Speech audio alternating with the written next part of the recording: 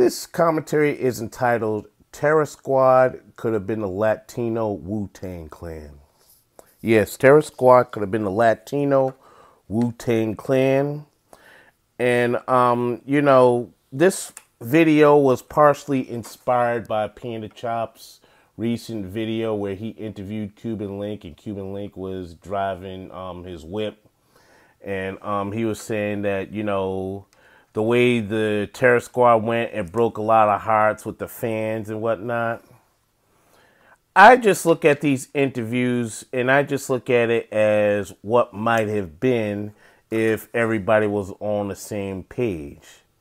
Not taking into account that Big Pun died.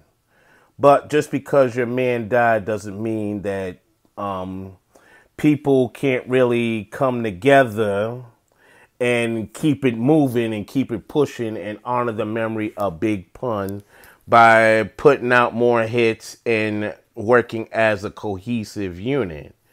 But it seems that each person within that nucleus had their own agenda. Nobody was really thinking collectively. They were thinking individually. And the person that was most guilty of this was Fat Joe, unfortunately. It seems like Fat Joe, he had what I call a Highlander complex.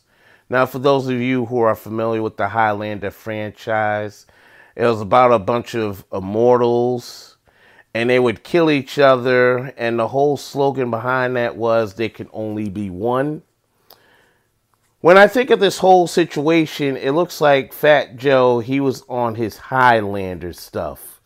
Because he was just seriously chopping heads left and right within his own circle because he wanted to just be the one. Now imagine if Fat Joe just said, you know something? These guys have more skills than me. These guys are they're more charismatic than me. Imagine if Fat Joe just recognized their talent, their skill set, and he just said, you know something? I'm just going to lean back and let Cuban Link and let some of these other cats take the center stage, and I'm just going to handle my business. Imagine if he done that, if he actually played his position and just didn't decide that, you know something, I'm a ham, I want to be artist, F these guys. I'm not sharing a stage with none of them. They're Big Pun's people. No, get out of here. You stay over there. You go over there. This is my spotlight. I'm not sharing it with none of y'all. Imagine if he just decided to share the spotlight with them. But better yet, imagine if he decided to just step away from the spotlight. Just, be on the sidelines and let them lead the way. Because I think if they did that, especially Cuban Link, I think Terror Squad would have been a force to reckon with, and they could have possibly rivaled other people. Now, that is to take away from later additions to the Terror Squad, like DJ Khaled. And, of course, Remy Ma was there and whatnot. But I'm just saying, they could have been much bigger. And they could have expanded out of the confines of the music. Similar to how Wu-Tang Clan did. The Terror Squad could have had their own cartoon.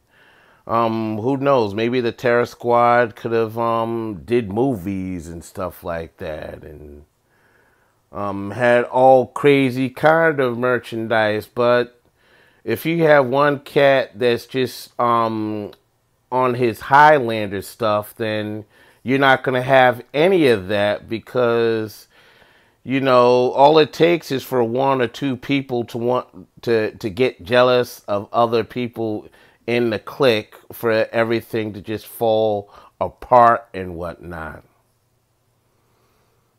And it's a shame that Fat Joe didn't just recognize that, it's evident that these guys have the most light, have the most talent, and I'm just going to fall back. I'm just going to be the business guy.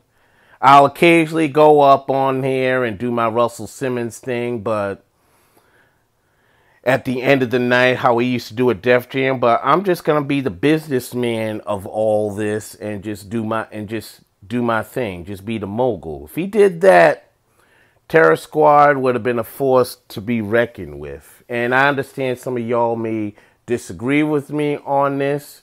You're more than welcome to have another point of view. But let me just preface this and emphasize this. Be respectful in the comment section. Audience, tell me what you think. Let me know in the comment box. This is Iron Will Media.